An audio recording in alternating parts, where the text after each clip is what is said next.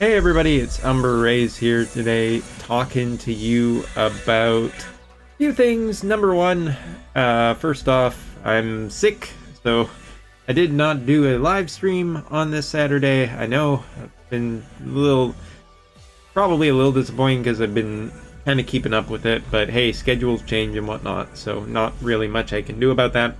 It's been a busy last week for me, and as such, just kind of maybe went a little bit too hard, caught myself sick just because, there's people interacted with, and on the trains, not much you can do to get away from it if you are just unlucky, and yes, I was. It's been about a year, so I guess I'm due for it. So I wanted to update a little bit on the JP side, what's been going on. Obviously, we have a new character coming on Monday. That's pretty exciting. That's pretty hype. But yes, still get the full impression that a lot of global players are pretty upset about the whole Visior changes and whatnot. You know what I say, guys? Vote with your wallets. Vote. Tell them you're unhappy, and hopefully they will bring it back. And just remember, though, I do think that if you are going to quit, then outright quit. But if you want to enact change, if they do the change, you kind of gotta at least come back. Maybe. We'll see. Anyway, there's a few things I want to touch on in relation to that. First off, we have a little bit of a confirmation that at least what has happened to Global is not happening to JP. I'm not too terribly surprised by it, but again, thought I'd give a confirmation in this video. So, first off, our new druid, who, like, Keshi? I saw somebody write that's Kesha. I don't read it as such. Maybe I just need to listen to the name said in-game.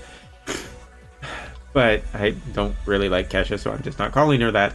Anyway, our new character is coming to JP with the standard 4-step banner. This is not to rub it into Global. This is to say that, at least on JP, they are still not changing anything, which honestly, I think that is a good indication that it will come back in the future. This is basically just JP business as per usual.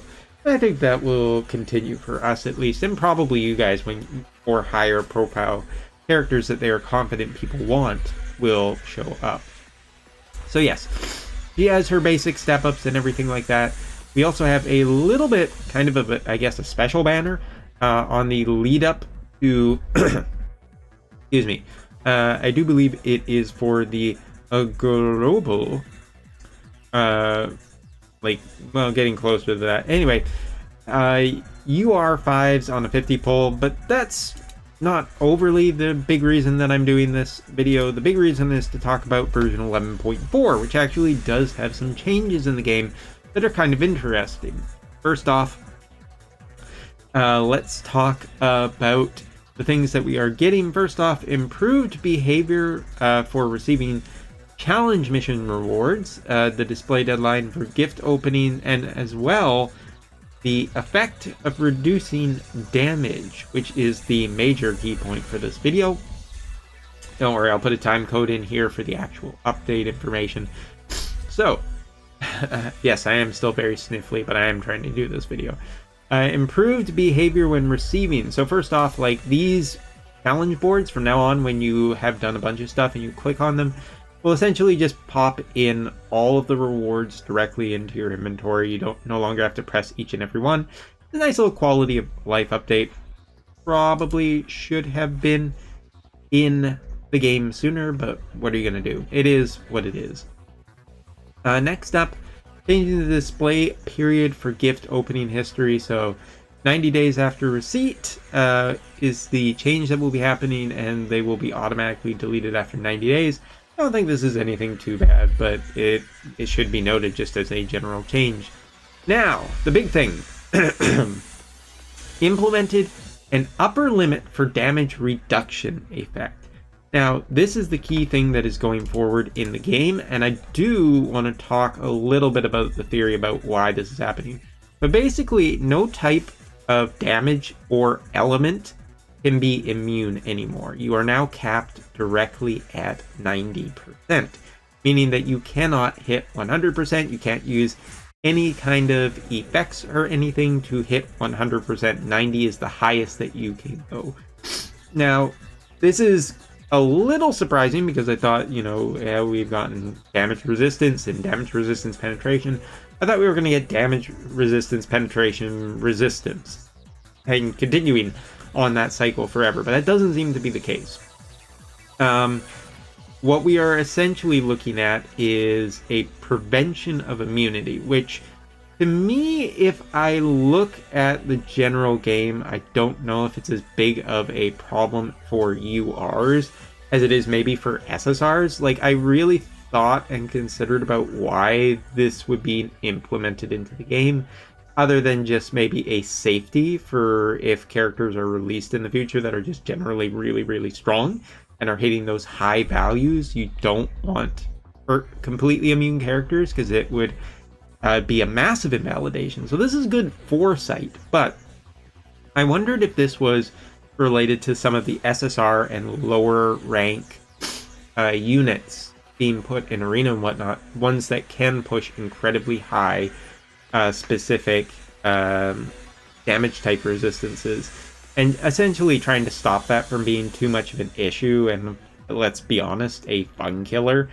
Because yeah, that kind of was the SSR experience on JP, where you could get completely locked out before the fight even began. And I guess you could say, I mean, there's a lot to be said about, is this good or bad for the game based on like strategy? Like, if I plan to do this kind of thing, shouldn't I just be rewarded for it? Well, I don't know. I think 100% resistance has always been a kind of like meme idea, but particularly I do kind of come down, at least now, more on it being unfun. So yeah, there is essentially that. This will change away at least some of the damage is calculated.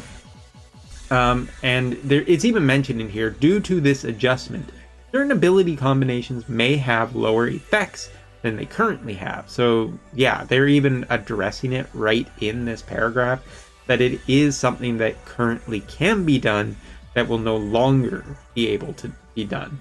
And probably it's a good idea for the game. I think of like modern characters and how tanky, how heal capable they are. There's a lot there that can keep them going for a really, really, really long time. And maybe reducing some of that would be generally nice. Or, putting some safeties on the game is probably a good idea.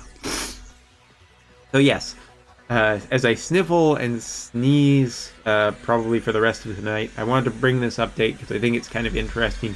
We don't see these typically that often. We don't see them hardly ever, of actual like damage calculation and like game mechanic changes like this. This feels pretty big to what we usually get. So that's essentially it.